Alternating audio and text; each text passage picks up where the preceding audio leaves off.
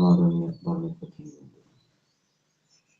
आर्य विनय पुस्तक पृष्ठ संख्या 164। प्रथम प्रकाश मंत्र संख्या 20, इसके ऊपर विचार करेंगे। मंत्र है त्वं नः सोम विश्वतो रक्षा राजन आगायतः न ऋष्येत त्वावतः सखा। मिलेगा। इस मंत्र में जो सोम शब्द है वो संबोधन में आया है। परमेश्वर को सोम कहते हैं। शून्य प्रेरणा धातु से सोम शब्द बन जाएगा। परमेश्वर ज्ञान विज्ञान को अंतःकरण में प्रेरित करते हैं, इसलिए परमेश्वर को सोम कहा जाता है। दूसरा संबोधन है राजन।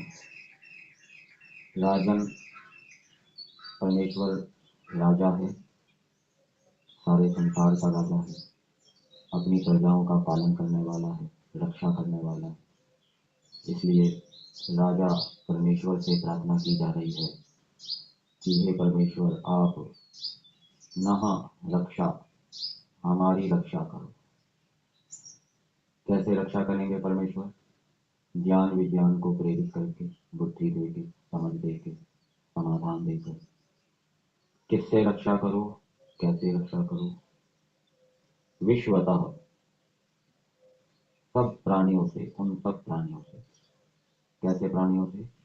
अघायतः, जो प्राणी हम में पापी और पाप करने की इच्छा करने वाले हों, उन प्राणियों से हे परमेश्वर, उन सब प्राणियों से आप हमारी रक्षा कीजिए। ये रक्षा शब्द क्रियापद है, कर्ता स्वयं है, लोट लकार का प्रयोग है। वैसे लौकिक संस्कृत की दृष्टि से रक्ष होना चाहिए। त्वम पठ, तू पढ़। त्वम रक्ष, तू रक्षा कर। त्वम चल, तू चल। त्वम खाद, तू खा। तो यहाँ संस्कृत के नियम से अ को दीर्घ हो गया है, रक्षा हो गया है ये क्रियापद, नाम नहीं है ये। तो जो प्राणी हम में पापी हैं और पाप करने की इच्छा करने वाले हैं, परमेश्वर से प्रार्थना की है कि उनसे आप हमारी रक्षा करो। तो केवल प्रार्थना करने से तो परमेश्वर रक्षा नहीं करेगा, प्रार्थना के साथ पुरुषार्थ भी करना पड़ेगा। जो प्रार्थना करने वाला व्यक्ति है, ईश्वर से प्रार्थना कर रहा है, उसको ईश्वर की आज्ञा का पालन करना पड़ेगा। पंचमहायज्ञ, अष्टांग योग का अनुष्ठान, धर्म का आचरण, कर्तव्य का पालन आदि ये सब करना पड़ेगा। ईश्वर की जो शिक्षा है, भय लज्जा शंका आनंद उत्साह के रूप में, उसके अनुकूल वर्तना पड़ेगा। फिर जो व्यक्ति पाप करने की इच्छा करने वाला है, तो उनको पहचानना पड़ेगा कौन व्यक्ति पाप की इच्छा करता है। तो वाणी से, चेष्टाओं से ऐसे व्यक्तियों की पहचान करनी पड़ेगी जो पाप की इच्छाएं रखते हैं, लेकिन उन इच्छाओं को वो क्रिया रूप में अभी नहीं ला रहे।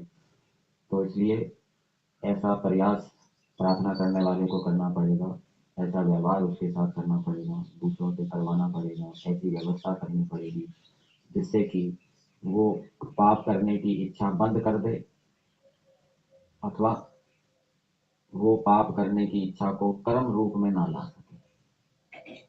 और यदि वो ईश्वर की आज्ञा का पालन कर रहा है तो ईश्वर अंदर बैठा हुआ उसको कुछ ज्ञान विज्ञान भी देगा, सूझबूझ देगा, समाधान देगा, जिससे कि जो पाप करने की इच्छा करने वाला है वो पाप करने की इच्छा करना बंद कर दे, अथवा बंद नहीं कर रहा तो वो उसको कर्म रूप में ना ला सके। ऐसा ज्ञान विज्ञान प्राप्त करके फिर उसके अनुकूल वो उस पाप करने की इच्छा करने वाले व्यक्ति से व्यवहार करेगा, करवाएगा, तो फिर उससे रक्षा हो। फिर दूसरा प्राणी है जो पाप करने वाले हैं, उनसे आप हमारी रक्षा करो। तो जो पाप करने वाले हैं, दुष्ट व्यक्ति हैं, उनकी भी पहचान करनी पड़ेगी। ये गड़बड़ी करते हैं, धोखा देते हैं, झूठ बोलते हैं, स्वार्थी है, ये हानि कर सकते हैं, तो उनके प्रति सतर्क सावधान रहना पड़ेगा।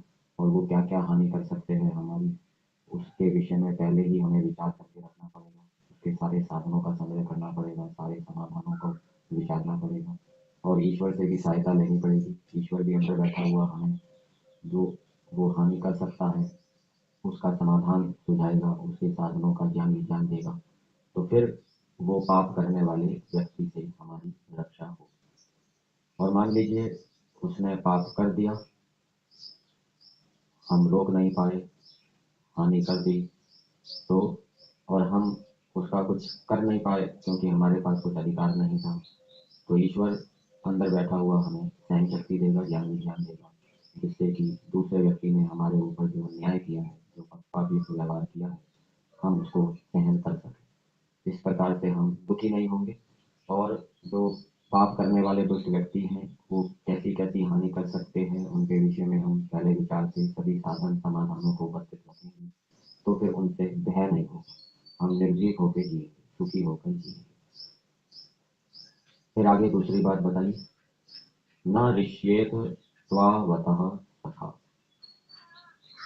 त्वावतः सखा का अर्थ किया है जिसके आप सगे मित्र हो। जैसे सगा भाई होता है, सगा भाई किसको कहते हैं, जो एक ही पेट से पैदा होता है उसको सगा भाई कहते हैं। चाचे के ताऊ के भाई को सगा भाई नहीं कहते। तो ईश्वर भी सगा मित्र सबका नहीं होता, किसी किसी का होता है। वैसे तो ईश्वर सबका मित्र है, सबसे स्नेह करता है, सबका कल्याण चाहता है, सबकी उन्नति चाहता है, परंतु विशेष मित्रता परमेश्वर सबसे नहीं करता। जो मनुष्य अपने गुण कर्म स्वभाव ईश्वर जैसे बनाता है, ईश्वर उससे विशेष मित्रता करता है, ईश्वर उसका सदा मित्र बनता है। समान व्यसनेषु मैत्री। जब दो व्यक्तियों के गुण कर्म स्वभाव एक जैसे होते हैं तब उनमें मित्रता होती है। तो जिस मनुष्य ने अपने गुण कर्म स्वभाव ईश्वर जैसे बनाए हैं, ईश्वर उसका सदा मित्र बनता है, ईश्वर उसका विशेष मित्र बनता है। दूसरे व्यक्तियों का तो ईश्वर सामान्य रूप से मित्र होता है और विशेष मित्र होकर फिर परमेश्वर उसकी विशेष सहायता करता है। तो लिखा, जिसके आप सगे मित्र हो, ना ऋषिकेश, वह कभी विनष्ट नहीं होता, तो उसका कभी नाश नहीं होता। आत्मा का नाश कब होता है, जब आत्मा दुखी हो जाता है, जब आत्मा क्लेशों से युक्त हो जाता है, जब आत्मा ईश्वर के गुण कर्म स्वभाव के विपरीत आचरण करता है, जब आत्मा अधर्म आचरण करता है, तो उससे उसका विनाश हो जाता है। यजुर्वेद के 40वें अध्याय में मंत्र आता है, असूर्यानां ते लोका अंधेन तमसा वृता तांस्ते प्रत्यापि गच्छन्ति ये थी चात्मा हनो जना। तो जो आत्मा का हनन करने वाले हैं, अर्थात मन में कुछ और है, वाणी से कुछ और बोलते हैं, कर्म से कुछ और करते हैं, अथवा ईश्वर के विरुद्ध चलते हैं, वो आत्मा का हनन करने वाले हैं। तो जो ईश्वर का सखा है अथवा ईश्वर जिसका सगा मित्र है, ईश्वर ने जिसको सगा मित्र बनाया है, क्यों बनाया है, क्योंकि वो धार्मिक है, योगाभ्यासी है, पंचमहायज्ञों को करने वाला है। तो वो यदि कोई पापी व्यक्ति, दुष्ट व्यक्ति उसकी भौतिक हानि कर भी दे, तो उस भौतिक हानि के होने से वो क्लेशों से युक्त होकर नष्ट भ्रष्ट नहीं होगा, दुखी होकर वो नष्ट भ्रष्ट नहीं होगा। वो उस हानि के होने पर भी उसको सहन कर लेगा, प्रसन्न रहेगा। और दूसरा अर्थ ये भी किया जाता है कि यदि किसी दुष्ट व्यक्ति ने हानि कर दी तो परमेश्वर उसकी क्षतिपूर्ति करे। इसलिए उस हानि से वो फिर दुखी नहीं होगा, घबराएगा नहीं। किंतु हमको आपके सहाय से तिल मात्र भी दुख व भय कभी नहीं होगा। तो जो परमेश्वर की आज्ञा के अनुकूल चलेगा, ईश्वर के गुण कर्म स्वभावों को धारण करेगा, धर्म आचरण कर्तव्य पालन पंचमहायज्ञ आदि करेगा, योगाभ्यास करेगा, और उसके साथ साथ संसार के अंदर जो दुष्ट प्राणी हैं, पाप की इच्छा करने वाले हैं, उनको पहचानेगा और उनके प्रति सतर्क सावधान रहेगा, और जो वो हानि कर सकते हैं उनके विषय में अच्छी प्रकार से विचार करके और उनका समाधान और साधनों का संग्रह रखेगा। ईश्वर भी उसको अंदर बैठा हुआ इस कार्य में सहायता करेगा, तो वो लेश मात्र भी दुखी नहीं होगा, भयभीत नहीं होगा किसी भी पापी व्यक्ति से, दुष्ट व्यक्ति से, अथवा जो पाप की इच्छा करने वाला है उससे वो भयभीत नहीं होगा। ये एक बहुत बड़ी उपलब्धि। जो आपका मित्र और जिसके आप मित्र हो, उसको दुख क्यों कर हो सकता है। तो जो आपका मित्र है, मतलब कि जिसने अपने गुण कर्म स्वभाव आपके जैसे बनाए हैं और जिसके आप मित्र हो, फिर उसको आपने अपने जैसा देखकर उसको अपना सगा भाई बना लिया है, अपना छोटा भाई बना लिया है, तो उसको दुख क्यों कर हो सकता है? उसको दुख नहीं होगा, क्योंकि आप उस पुरुषार्थी व्यक्ति को, धार्मिक व्यक्ति को, सतर्क सावधान व्यक्ति को अंदर बैठे हुए ज्ञान विज्ञान देंगे, उभा देंगे, समाधान देंगे, और उस ज्ञान विज्ञान के प्राप्त होने पर वो सदा आनंद में रहेगा। जैसे आपके पास ज्ञान विज्ञान है, आप सदा आनंद में रहते हैं, संसारी प्राणियों की दुष्टता से आप भयभीत नहीं होते, दुखी नहीं होते।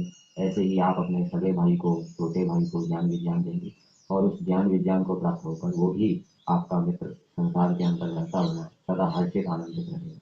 संसार के अंदर जो दुष्ट प्राणी है कहीं पर भी है, उनको देखकर, सुनकर, विचार कर वो भयभीत नहीं होगा, दुखी नहीं।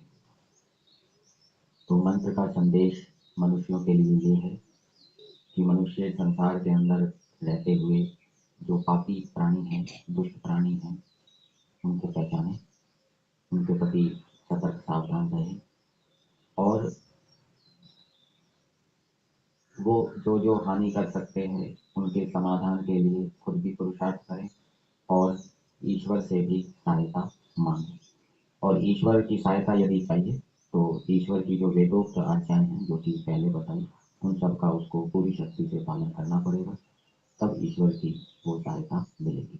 मंत्र का संदेश ये भी है कि मनुष्य अपने गुण कर्म स्वभाव ईश्वर जैसे बनाकर ईश्वर को अपना मित्र बनाए, जिससे कि ईश्वर भी उनको सगे भाई के रूप में